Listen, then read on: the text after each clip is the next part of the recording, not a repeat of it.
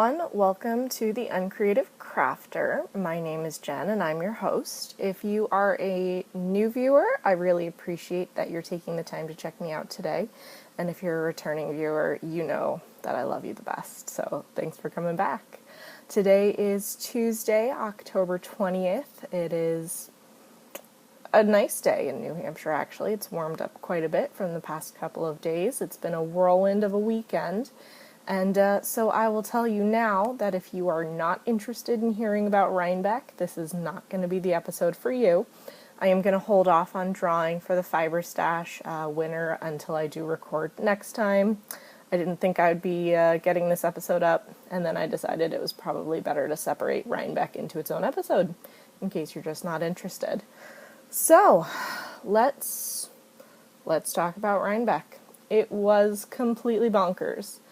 I left work Friday afternoon, drove home, and my husband and I had decided that instead of having me drive to where I was going to be staying that night, it would be easier for him to do it due to some personal stuff going on and where we had to be the rest of the weekend, which we'll talk about a little bit in the next episode because it's a little bit of a downer.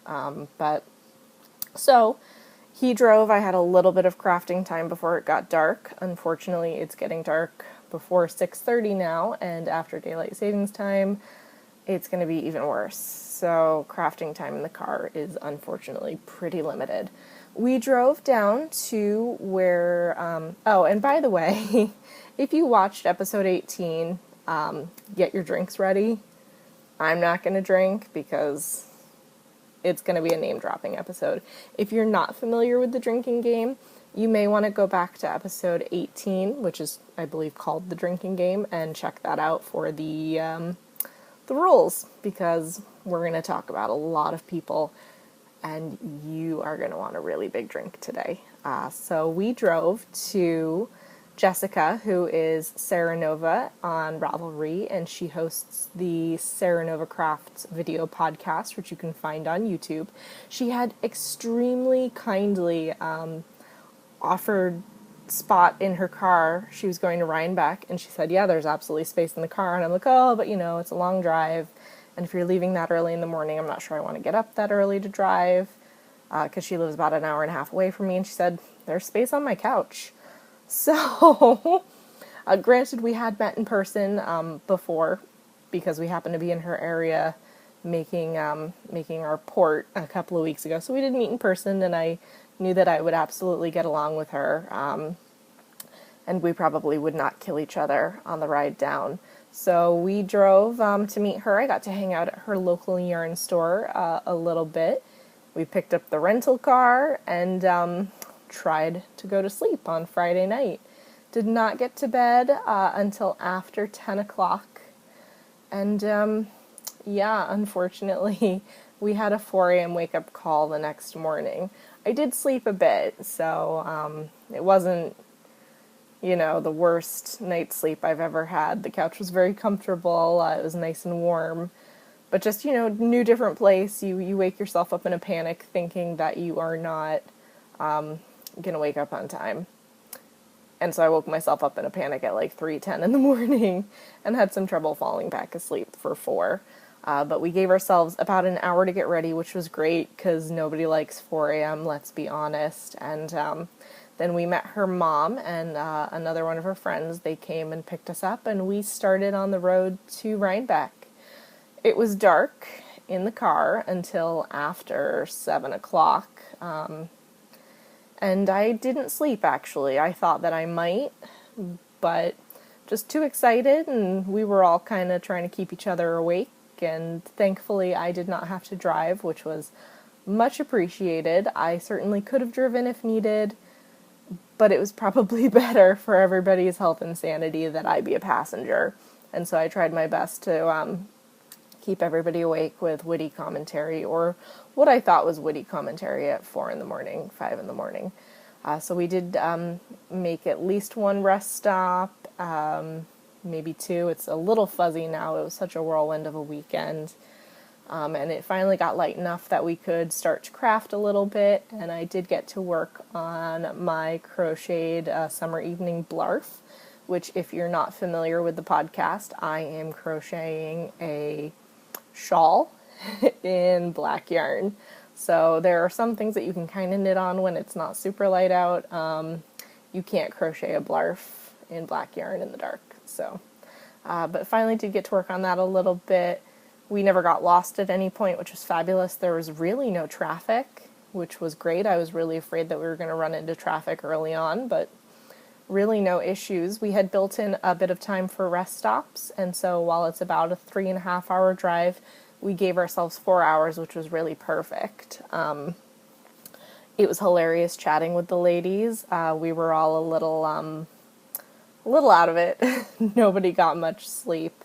And so we have some really fabulous just inside jokes from being in the car, including what I'm going to call this episode, which is 2 out of 3 knitters agree, just to fill you in on the joke, because it's not funny if only 3 other people get it.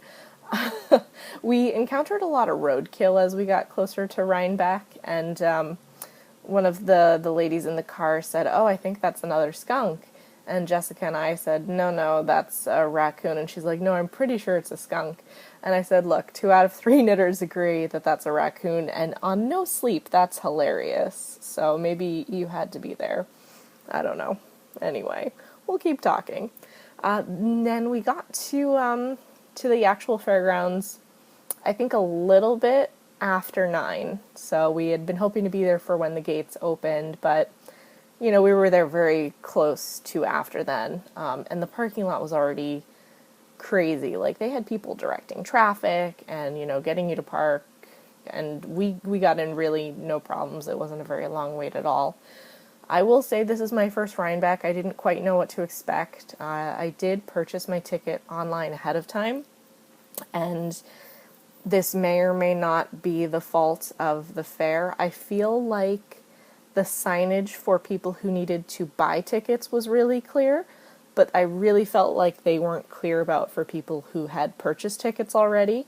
There were 2 very clear lines for people who had to buy their tickets that day, and they weren't, I think, clear at all about where you needed to go when you had actually pre-bought your ticket. Maybe they were still setting up the line that early in the morning. I don't really know. So after a little bit of confusion there, I did split up from the group before then because some of the ladies in the car needed to buy their tickets because they hadn't pre-purchased them. So yeah, I got in and I got a map and I proceeded to not have a single clue where I was going. It's sort of an oddly arranged fair. You would think that consecutive numbered barns would be next to each other, and sometimes that's not the case. Sometimes they're completely opposite where you'd think they would be. So I knew where I wanted to go, and as a newbie, of course, everything that I wanted to see was in Building C, which is the crazy popular, of course everybody wants to be in there because all of the really popular vendors are in Building C. And so I just sort of followed somebody who said that they wanted to go see a vendor, and I'm like, oh, I want to go see that vendor too. So I just sort of followed them because they seemed to know where they were going. Got into Building C, started to sort of walk around and get a sense of what was there. And I saw that maybe I should have gotten a drink, all this talking. I saw that a lot of the vendors that I wanted to see were in Building C, so that worked out pretty well. My usual goal at a festival is to sort of walk around and case the joint, as it were. I call them scouting missions, and then I go and I buy my things. But I had heard, especially with some of the vendors on my list, that if you see something, you should buy it, because you don't know if it's going to be there again on your way back through. So the first vendor that I actually purchased anything from was Into the World. And she had, very fabulous stuff in her booth. There was some stuff that I missed, like she had a Rhinebeck colorway, and I had no idea. I just must have missed it. I will say getting into the booths could be a little crazy. There were a ton of people in Building C, even at, 9:15, 9:30 in the morning, and the lines were already starting. So while, there weren't too many people in some of the booths, just trying to squirm in through the line could be a little bit difficult. People were generally very nice. maybe we'll cut that out. People were generally very nice, and if you said excuse me, and tried not to bump them with your bag, you were usually pretty good. But let's be honest, it was a madhouse, and I was just not prepared for it. So I did pick up some fiber at Into the World, and I didn't want to spend too much money. I had a pretty decent budget. I was going to try not to spend it all, but you never know. But I thought, okay, I'll pick this up because I like it, and it's intriguing to me. And then, of course, waiting in line took a while. I can see where some of the vendors were frustrated because it was difficult for other people to get into their booths. And so, you tried to be as polite as you could, but waiting in line took a little while. I know while I was in line Into the Worlds, I think their internet went down or their credit card reader went down or something like that, so it did take a little bit longer. I'd brought cash for all my purchases because I'd heard cell phone reception wasn't all that great. I never had any problems, which was fabulous. It made getting in touch with people really easy, which was nice. But anyway, you don't want to hear me talk about waiting in line. You want to see what I bought. So I picked up some Into the World odds and ends, which is sort of like a grab bag, as it were, of little fiber pieces in different colors and different fiber blends. You don't really know what you're going to get. And I was totally fine with that. I thought it might be fun to, again, I'm trying really hard to step out of my comfort zone with what I've been working with lately. And I thought this would be a good way to do it because who knows what this is going to look like when I'm done. I'm thinking when I'm able to get it on my wheel of spinning it up and two-plying it, and it's just going to be like a crazy mishmashy yarn. But I'm going to try and cover up the price. You can probably, find it online. But anyway, looks like this. Colors are semi-true. I am getting a little bit of glare. It's a nice sunshiny day, which is great.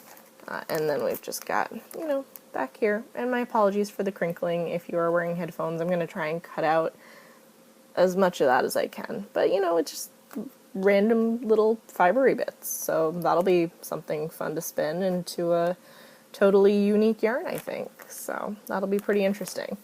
And you'll have to bear with me. I am doing this without show notes. I'm going to try and remember as much of the day as possible, but it seems silly to do show notes when I theoretically have it all up here. We'll see.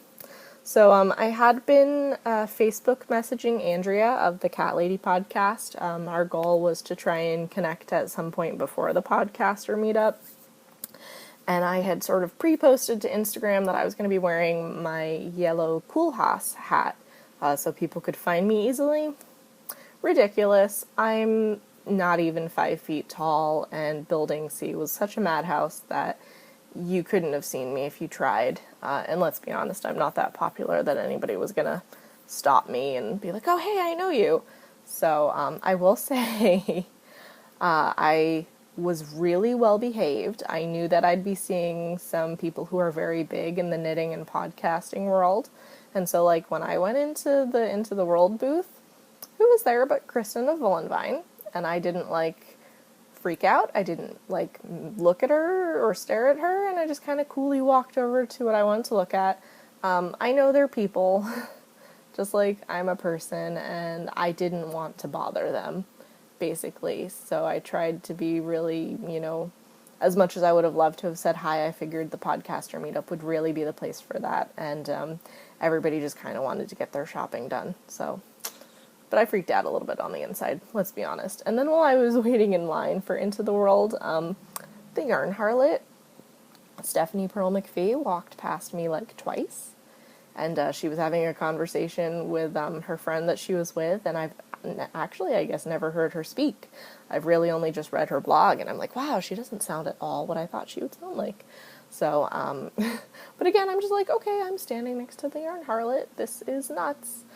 And yeah, it was extremely overwhelming. I'm not going to lie. I have difficulty with a lot of people, with crowds, with new things, and not really knowing what I'm doing or having a plan. And so the beginning morning portion of Rhinebeck was a little difficult. I ran into Claire of the New Hampshire Knits podcast, and we've met now a couple of times, and she's an absolute sweetheart. And she's like, oh, how are you liking it? And I looked at her, and I'm just shaking my head, and I'm like, I don't like it. I don't know that I would come back to this. This is not my thing at all. This is just, it's too much. There's so much going on, and while most people were nice, a lot of people would bump into you and they wouldn't say anything, or I would excuse myself and they just kind of like look at me. Like, the least you could do is be like, oh yeah, no, you're fine. But no. So it was just a reminder that sometimes stuff like that messes with everybody, and not everybody is as nice as they might normally be. Things did get better. I did finally connect with Andrea of the Cat Lady podcast. She actually found me. I just found a bench, and I'm like, you know what, forget it. I'm just going to sit here. And I'll come look for you later, because she was getting coffee, and I'm like, I have no idea where any of this is. I'm just gonna sit down. And she spotted my yellow hat, thankfully, and came over and let me walk around with her group. She'd actually come with Sarah of the Canadian Knitter? Yeah, the Canadian Knitter podcast, and her husband. And so they were cool, and they let me join their group and walk around with them, and we wandered around the barns and whatnot. And there's so much beautiful stuff at Rhinebeck. But it's overwhelming. I saw a lot of stuff that I would have loved to have bought. But again, I was sort of trying to not buy everything in sight until I'd seen the places that I wanted to see. Let's see, where did we go from there? Again, just wandering, and then I did decide to go back to Building C because I'm crazy. I didn't even look at Miss Babs. You may have heard that, like, Miss Babs and Jenny the Potter have insane lines. I will vouch for the Miss Babs line. I didn't even go in her booth. I said, that's not worth it to me. That's not worth the stress and the probable frustration and, honestly, the loss of time to go see other vendors. And I never even found Jenny the Potter. She was not where I thought she would be. Or maybe she was and I totally missed her. But, again, the map, not the best thing. At least the paper copy for me. So I did go back to Building C, and I did make my last few purchases there, and I may or may not have done this before or after the podcaster meetup, because I don't remember. I think it was before. I think I purchased everything before the podcaster meetup. So I did go to Fiber Optic Yarns, who was on my list, and I think I have her business card. So actually, I'll hold this up. So Fiber Optic Yarns, and her name is Kimber Baldwin. And they were training someone on how to use one of the registers. They had 2 registers, and I very nicely let somebody go in front of me, and then they closed that register because the lady needed to take a break. So then I had to go over to the other register.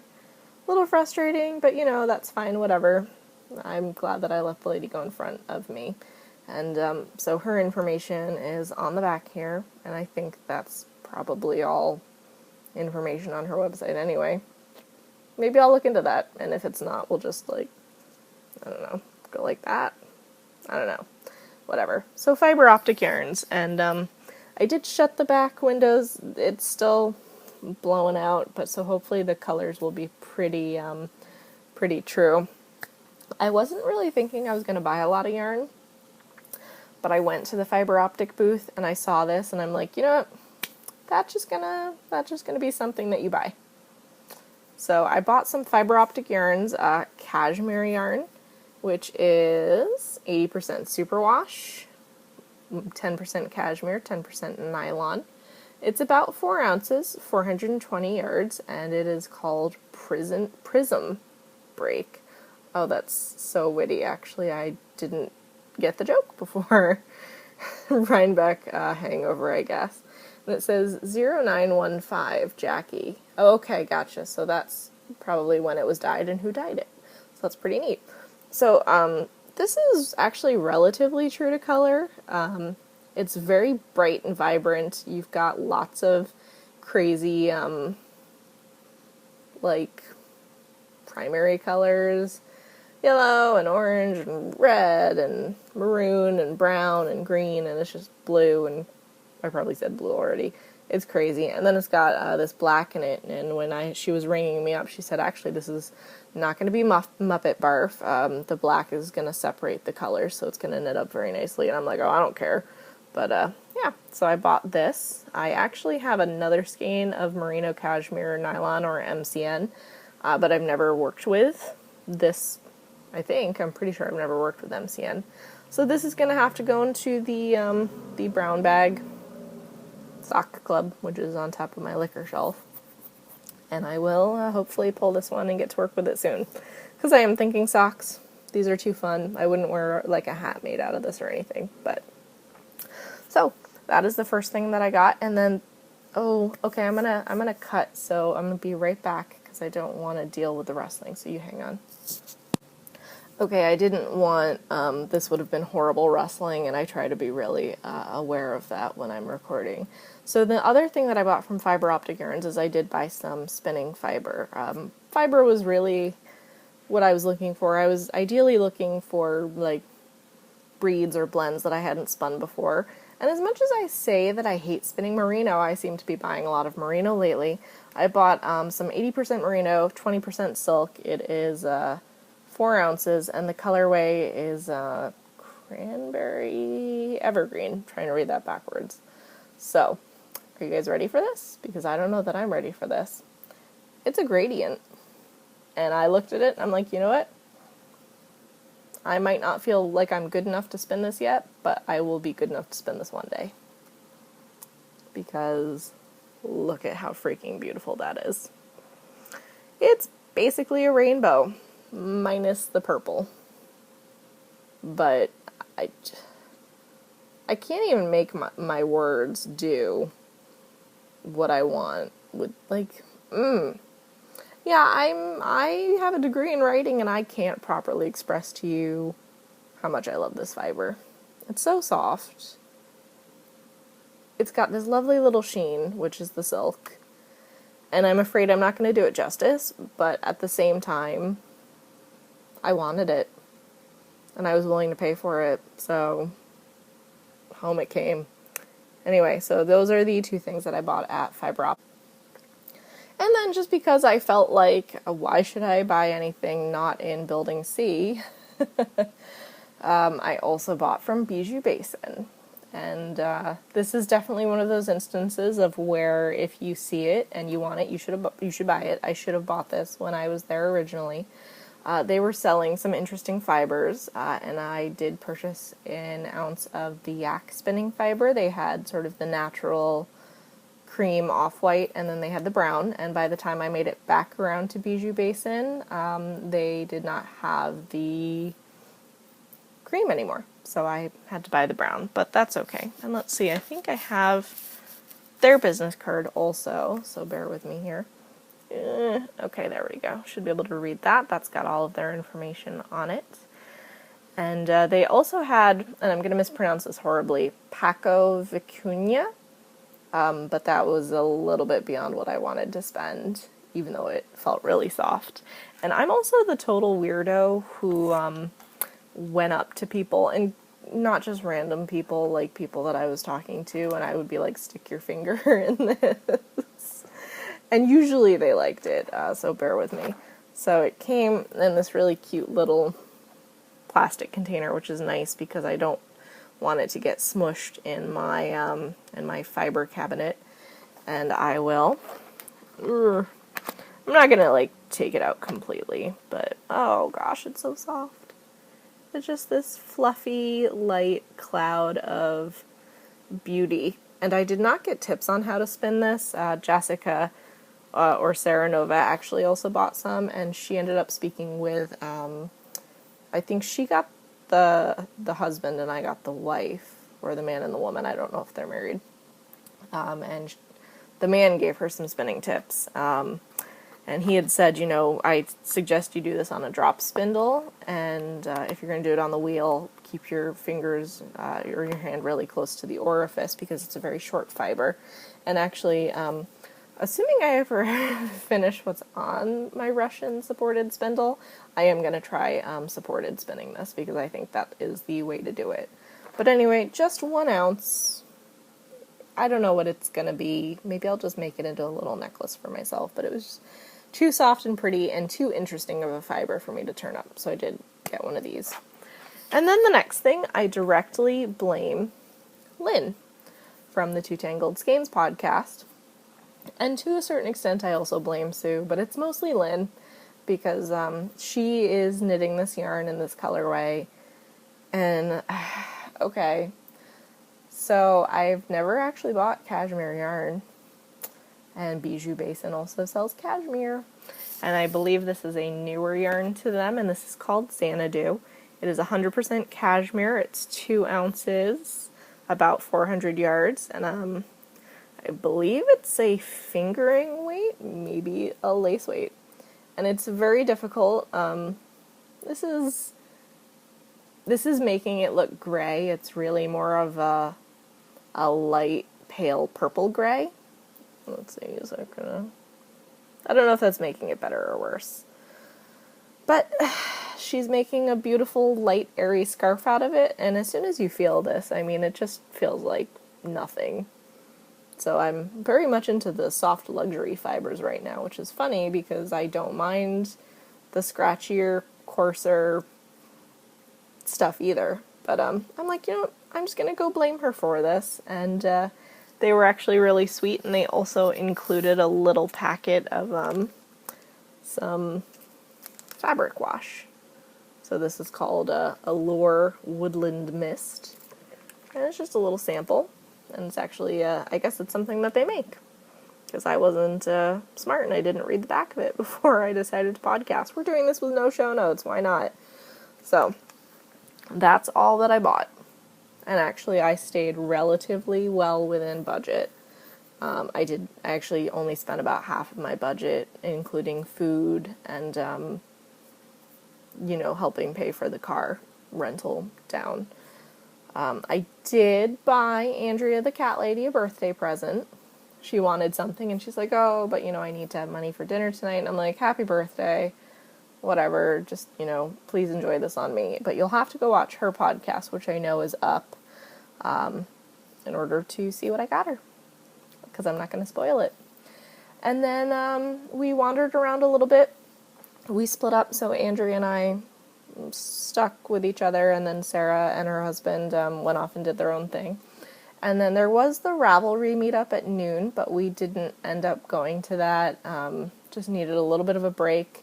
And I wasn't really honestly sure what you did at a Ravelry meetup. It looked really cool. I was sitting up the hill from it, and they took like a big group picture and stuff. But since I know I was going to the podcaster meetup at 1, I just thought, it would be nice to take a little bit of a sitting break. So we did that, and then we wandered down for the podcaster meetup at 1. And I do wish that I had been a little bit more proactive and like gone around and said hi to people. But I am actually pretty shy, believe it or not.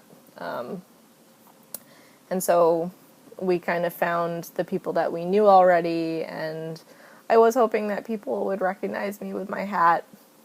But again, nobody really did. Oh, I forgot to mention this. I won't mention her name because I didn't get permission to talk about her with her name. But I was in one of the booths, and I saw a lady had her Ravelry pin on, and I had lost mine. I couldn't find it. So I didn't have mine on ahead of time, and I said, hey, do I follow you on Instagram? Because I recognize the name. She goes, oh my gosh, yeah, you're the podcaster. And I'm like, wait a second, I recognized you first. But it was nice. We actually do follow each other on Instagram, and I think she watches the podcast. So if you do, hi, it was so nice to meet you. And it was really cool to chat. And I'd actually made up a little bag of mini skeins that I was going to give out to people if they asked for them. Realistically, there are just way too many people, and I'm not nearly famous enough for people to look for me to ask me for mini skeins. So I'm like, hey, do you want a mini skein? And she was totally down with that, and so that was really neat. But at the podcaster meetup, I got to see a lot of the ladies that I've been doing VCans with, which was really, really fabulous. There were Lynn and Sue of the Two Tangled Skeins podcast, and let's see, who else did I meet? I met Jeanette, the Bookish Stitcher. I'd actually run into her first before I found anybody else. Funny story, I'd been walking behind her in Building C, and I'd seen her hat and thought it was really, cool, and then stopped to look at something, and then a little while later, she was walking towards me, and we recognized each other, and so that was sort of nice to see a familiar face before, I had a full-blown panic attack or anything like that, and loved her hat. And so that was really nice to see her and talk with her. And so we also met back up with her at the podcaster meetup. And Jessica of Serenova Crafts was there, but I'd already ridden down in the car with her. And I feel like there's someone else that I'm forgetting. I probably am. This is what happens when you don't do show notes. I did see other people. I was too nervous to go say hi to Kristen of Yarngasm, and I'm pretty sure her name is Maria of Subway Knits, which is an audio podcast I've just started listening to. I can't watch video podcasts while I'm at work, but I can listen to audio podcasts, so I'm trying to pick up a few more of those. And then I think they were also with Laura of the Designer's Notebook. And if I get all this wrong, it will be correct in the show notes that I put up eventually. By the time I finally got up the nerve to go say hi, they were talking to someone else, and I didn't want to butt in, and then they finished talking, and then they were done with the podcaster meetup, so that's okay. I got to see them, which was nice, and I probably would have sounded like a gibbering idiot anyway. Let's see. There's probably, again, something I am missing out on. Oh, I gave everybody that was there little special mini skeins that I'd put together for the podcaster meetup. I had ones that I specifically wanted to give to certain people, and then I had just random mini skeins that I was giving out to people also. And so this is, you saw this on the last episode, this is the skein of Fiber Stash yarn in the Frankenstein colorway. And it's showing up pretty good to color, but you're not able to see the sparkle. It's just this really fun, greeny, it made me think of Vermont, which is one of the reasons that I bought it to hand out to people. So I gave out these little 5-gram mini skeins to people, because you know me, I love Christy of Fiber Stash, and anytime that I can share her yarn with people, I'm gonna do it. So I handed out a bunch of these mini skeins, and I did save some for some other gals that I VCAN with who weren't able to make it. Andrea and I did a mini skein swap. We'd kind of talked about it ahead of time. She's one of the people that I chat with regularly that I haven't done a mini skein swap with yet, and I'm like, we're both going to be there, we might as well save the postage. And I gave her like maybe 5 or 6 mini skeins, and she made me do the math on mine. I'm doing my sock yarn blanket on very small needles with not a lot of stitches, and I thought I used 3 grams of yarn, and I actually used less. I used maybe like a little over 1.5 grams actually, but we'll talk about the scale on the next episode. And so she is just throwing things into a bag for me. She's like, these are little remnants that I have that I can't use, so you might as well use them. And crazy girl that she is, she labeled them all. So there is going to be a little bit of crinkling, I apologize, but I'm not going to take all these out. But look at this. Look at this. This is just nuts. Do you see how many mini skeins are in here? I'm going to be busy for years. So, she labeled all of them. She even labeled the unknown ones. She labeled them unknown, which I think is crazy. Like, just, you can leave the label off of those, but whatever floats your boat. And she gave me some more of the Tazo chocolate chai tea because she didn't love it, but I actually really enjoyed it. So, score on that one because I haven't been able to find that around here. So I got my mini skeins from her, and then I might as well show you the buttons. I should have shown you the buttons and the business cards when I got them, but, you know, again, no show notes. So I got I got my Canadian Knitter podcast button. Perfect. And I did think about making buttons, but I did decide for myself that I was going to do business cards. So I'm making absolutely no money off of podcasting, so I should definitely spend the money to make business cards. I guess they're just more like calling cards. But I got my 2 Tangled Skeins button, which was fabulous. And I don't want to forget that up there either. So here's hoping I don't forget that.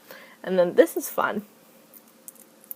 I got my Bookish Stitcher podcast button. And I thought this was just a little like beady thing. It's actually a stitch marker. So excited. That's going to be a great progress keeper if I ever remember to put progress keepers in there again. And Sue from the 2 Tangled Skeins podcast pulled me aside at one point and was like, I have something for you. You have to open it here. And I'm like, what could this possibly be? We've already done a swap. What are you doing? And inside joke, they call me Stormy. I don't love it, but I've decided that I'm going to be okay with it. When we VKN, I use my Storm Coast email address instead of my personal one, and so my name shows up as Storm, and they call me Stormy, which is better than calling me Jenny. Please never, ever, ever call me Jenny. Just not my thing. Jen is fine. Jennifer, I might respond to. Jenny's just a no. So she got this tea for me from David's Tea, which I'm 100% sure is a Canadian tea. And it's called Organic Stormy Night Back from the Dead, and it's a loose leaf tea. And she got it for me because it's called Stormy. So I'm like, you know what? If being called Stormy gets me presents, I'll allow it. I won't love it, but I'll allow it. So I was pretty excited to get the tea as well. And then also some of the other gals had business cards, and so let me show you theirs. And I'm going to try and block out if anybody has any identifying information on them. Okay, perfect, no. So this is Andrea, the cat lady's business card, and it's got all the fun little social media icons on the bottom. I think her YouTube is not the cat lady, but if you Google the cat lady, CATT, it should come up with her YouTube link. So that's Andrea's. And then I also got Jessica's business card, Sarah Nova Crafts, and I do want to just hide her address, so bear with me as I figure out how to do that properly. Nope, that's including the phone number, so maybe I don't want you to have her phone number. I don't know. I'm just going to block out all the stuff on the bottom, so hang on. There's going to be some cutting. So this is most of her information on the front. And then she thought, if she did a backside saying why you got her business card, because she was great. She handed it out to tons of people. And I was a little bit more subdued, and I did not think to hand it out to vendors, which would have been a great opportunity, but look at me, I'm Jen. I'm nervous about everything. I also, like I said, I also got business cards, handed a few of them out. I didn't get as many as she did, so I guess I was a little bit more stingy, but anyway, I just thought the front was a pretty picture. This is my kitty, Serafina, who died a few months ago, and she loved to jump in the picture whenever I took pictures of yarn, and I just love the composition with the rainbow and, her little white kitty face and all that. And then I am going to just knock out my last name on my business card, but nothing else is identifying on here, I think, so yeah, a little picture of my handspun on this side, and then all my little social media icons. There are a few more that I'm on that I didn't include on the business card, but I was just trying to make it pretty simple. I felt like the less information, the maybe easier. Sometimes things can just pack too much information on there, so. And I've already come up with a few new YouTube subscribers and stuff out of it, so that's pretty cool. So that's my business card. And then, after the podcaster meetup, we wandered around a little bit more. We wanted to check out the Yarn It for Andrea, and we both went up to the very lovely owner, whose name I cannot remember, but I think it's Kate, and we went up to her, and we gave her each a business card, and we said, we want the sparkly one, because you let Sue and Lynn of Two Tangled Skeins play with sparkly ones, and what do you mean you're not sure you're going to make them? And I'm not going to spoil anything, because we did chat about Yarn Its for a little bit. She was extremely generous with her time with us, chatting about her plans and what might be coming next for the Yarn It. And I don't want to ruin anything in case none of it is set in stone. But we did, I think, make a very compelling case for why we needed sparkly ones. And we also got to talk a little bit about a possible bigger one. So keep an eye on the Yarn It, absolutely, because I think we've got some really wonderful stuff coming from that. There were so many amazing vendors at Rhinebeck. At that point, I was personally pretty done with spending money. It all still fit in a bag, which was good. That was my goal, was to have everything fit in my bag that I brought with me. And there were just things there that I would have bought and could have bought, but were a little pricey. But I do still have the brochure, and I, have everybody's website and everything, and certainly I can go on and look for stuff after as well. Now, the original goal was that we were all going to stay till 5, and then we were going to go out for dinner with the gals that we met up at the podcaster meetup with. That didn't happen. My group it got cold. It had been pretty warm throughout the day, but as the clouds came in and there was no sunshine anymore, it got very chilly, and not everybody was dressed appropriately. I was dressed semi-appropriately, but I was still freezing. And so my group was like, hey, we're going to just, go wait in the car until it's time to go do dinner.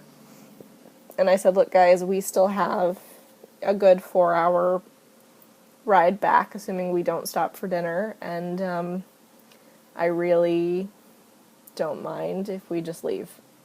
Because they had the 4-hour ride back to where they lived. And then my husband was going to meet us there. And we were going to drive an additional 2 hours to my mom's house in Rhode Island, which, again, we'll talk about that on the next podcast. But I knew I had at least another 6 hours left in the car. And I said, if we lived closer or if we were staying in the area, absolutely, but we're all completely wiped out. And I'm pretty sure that they will understand that we just need to... It wasn't... I feel like I didn't fully think it through when we were talking about going to dinner. Like, yeah, totally. Nope. Just always assume that you're not going to be Superwoman and you can't do all the things. But it was a lot of fun. It was a long drive back. Didn't sleep on that drive either. Had a few more hilarious things. Like, everybody's ears were popping because we kept changing elevation, and at one point, Jessica was saying something about, we were listening to the Lord of the Rings soundtrack, and she goes, oh, yeah, and it's really epic in the movie when they do the lighting of the vegans. And I'm like, excuse me, the lighting of the vegans? And she goes, the lighting of the beacons? And I'm like, oh, okay, because I thought you said vegans. So that just goes to show you a small example of what happened on the Rhinebeck trip. It was nuts. Things definitely improved after the initial shock of the morning. I wish that I had more time there. I wish that I had done a lot more research ahead of time so I knew some more of the vendors that I wanted to look at. I got sort of the big ones, but there were so many people there who deserved absolutely as much time in their booths as well. And I can definitely see where 2 days would be ideal. At the end, we stopped in a barn that was just wine and cheese and food, and I had no idea it was there. It was a gigantic barn. I'm like, why didn't we go to the wine barn first? That would have been awesome. But anyway, at this point, I'm pretty much rambling. I am looking around my desk. I am not seeing anything that can't wait until the next time I record. So if I did forget about it, that's just the craziness that was Rhinebeck. It was my first Rhinebeck. Again, ended up being good fun. It was so wonderful to meet great people in person and sort of get to showcase my personality a little bit, and hopefully make some new friends online as well as offline. So I will hopefully be recording again either on Saturday or Sunday for a more regular episode where we won't talk about Rhinebeck. We'll talk about stuff that I've stashed, stuff that I'm working on, stuff that I've finished. I'll also be doing the Fiber Stash giveaway on that episode, and I've got some new giveaways also to talk about. But, keep an eye on the Ravelry group, which is the Uncreative Crafter podcast fans. You can find me on most social media as Stormcoast, Twitter, Instagram, Periscope, which I'm still not doing too much with Twitter and Periscope, but I am trying. Feel free to friend me. I love friends, and honestly, the more followers I get in anything, the more likely there is to be a giveaway. And everybody loves giveaways, right? So, now that I've talked your ear off, I really should have had a drink for this one. I really hope you were drinking water, or you have the day off tomorrow if you've been playing the drinking game.